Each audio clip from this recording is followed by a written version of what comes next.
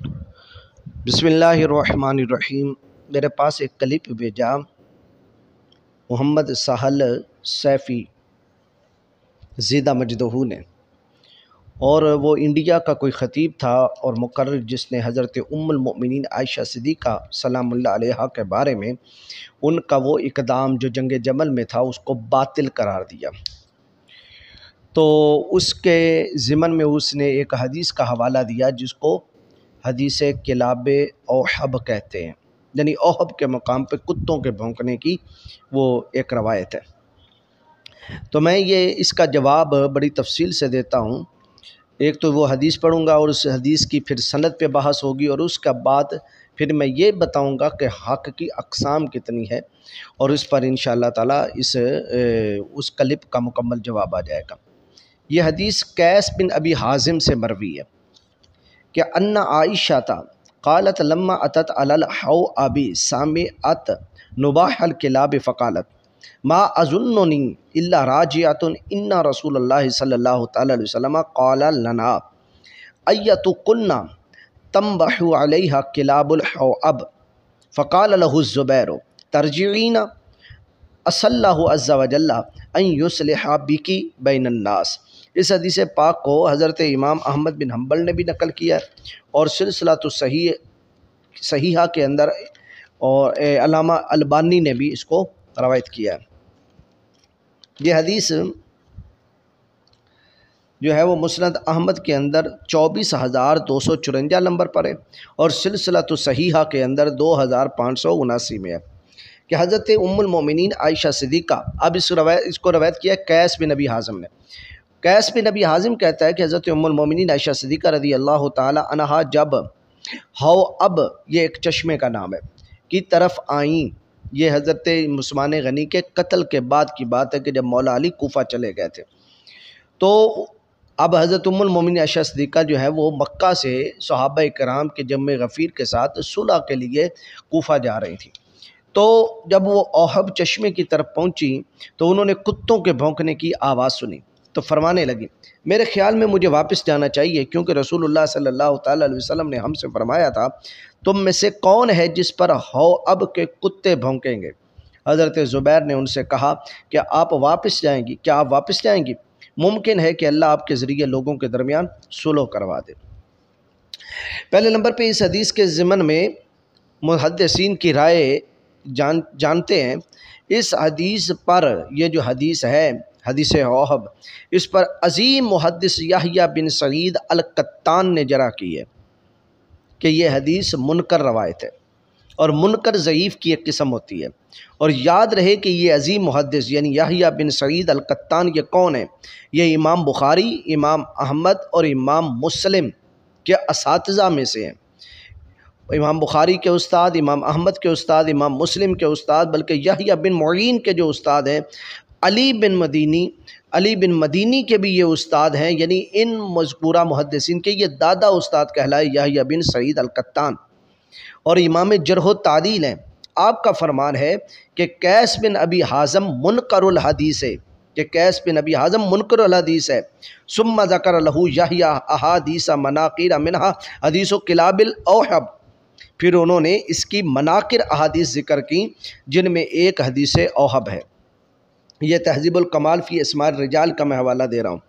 اور جس جنگ یعنی جنگ جمل کی بات ہو رہی ہے، اس جنگ کے متعلق حضرت امام بخاری کے استاد جو ہیں علی بن مدینی نے کہا کہ قیس بن ابی حازم، جس سے یہ روایت منقول ہے، خود جنگ جمل میں موجود ہی نہیں تھا، تو اس نے یہ کہاں سے سن لیا؟ تو جب یہ موجود ہی نہیں اور یہ روایت ام المومنین سے ہے اور اس نے خود سنی نہیں، تو بیچ میں راوی کون ہے جس نے قیس کو خبر دی؟ تو اس حدیث کی سند میں انقطاع ثابت ہو گیا۔ تو جب کسی سند میں انقطاع ہو جائے تو اس سے استدلال یقینی حاصل نہیں ہوتا۔ تو جب استدلال یقینی حاصل نہیں ہے تو آپ کس طرح اس حدیث پاک کی بنیاد پر حضرت ام المومنین عائشہ صدیقہ سلام اللہ علیہا کو باطل قرار دے سکتے ہیں؟ اچھا، دوسری بات یہ ہے کہ اس مولوی صاحب نے تقریر کرتے ہوئے کہا کہ حق بمقابلہ باطل ہوتا ہے، مولا علی حق پر تھے اور مد مقابل باطل پہ، جب اس کو اتنا بھی علم نہیں ہے کہ حق کبھی بمقابلہ باطل ہوتا ہے اور کبھی حق بمقابلہ خطا ہوتا ہے اور کبھی حق بمقابلہ کذب ہوتا ہے۔ آئیے میں اس کی مثالیں قرآن سے دیتا ہوں۔ جب حق بمقابلہ باطل ہو تو اس وقت حق بمعنی ایمان اور باطل بمعنی کفر ہوتا ہے، جیسے کہ اللہ تعالیٰ ارشاد فرماتا ہے سورہ بنی اسرائیل آیت نمبر 81 کے اندر، قل جاء الحق وزهق الباطل ان الباطل کان زہوقا۔ اب یہاں حق بمقابلہ باطل یعنی ایمان بمقابلہ کفر ہے، اور کبھی حق بمقابلہ کذب ہوتا ہے، جیسے اللہ ارشاد فرماتا ہے بل آتیناہم بالحق وانہم لکاذبون، سورۃ المومنون آیت نمبر 90، بلکہ ہم لائے ہیں ان کے پاس سچی بات اور بے شک وہ کافر جھوٹے ہیں۔ تو معلوم ہوا کہ حق بمقابلہ کذب بھی ہوتا ہے۔ اور تیسرا ہے حق بمقابلہ خطا، جیسا کہ سورہ نحل کی آیت نمبر 3 میں اللہ رب العالمین ارشاد فرماتا ہے خلق السماوات والارض بالحق تعالی عما یشرکون، اور اسی نے زمین و آسمان کو پیدا کیا درست طریقے سے، اور ہر وہ چیز جس سے مشرک اس کو شریک ٹھہراتے ہیں اس سے بلند و برتر ہے۔ تو پتہ چلا حق کبھی بمقابلہ باطل ہوتا ہے اور کبھی حق بمقابلہ کذب ہوتا ہے اور کبھی حق بمقابلہ خطا ہوتا ہے۔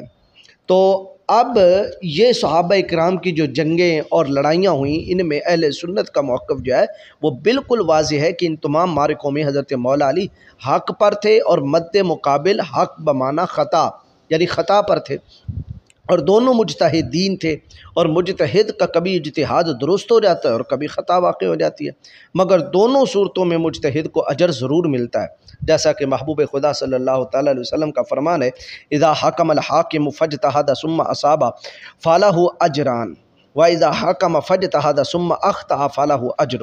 یہ صحیح بخاری کی حدیث نمبر 7352 کہ جب حاکم کوئی فیصلہ اپنے اجتہاد سے کرے اور فیصلہ صحیح ہو تو اسے دوہرا اجر ملتا ہے، اور جب کسی فیصلہ میں اجتہاد کرے اور غلطی کر جائے تو اسے ایک اجر ضرور ملتا ہے۔